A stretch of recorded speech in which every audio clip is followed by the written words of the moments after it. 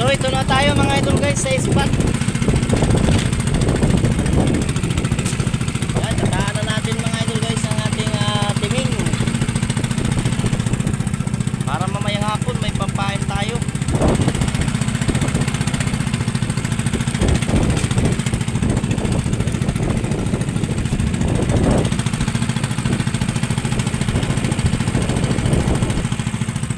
Manginas na punta mga idol guys pagkatapos natong pagtaan ng timing. Mamayang hapon magtataan tayo ng panggal.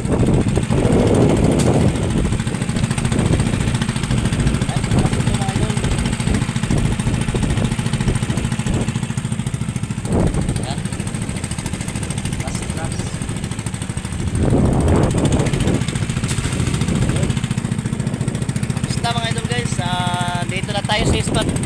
Manginginas tayo dito mga idol guys. Dito na tayo sa ating spot mga idol para manginhas.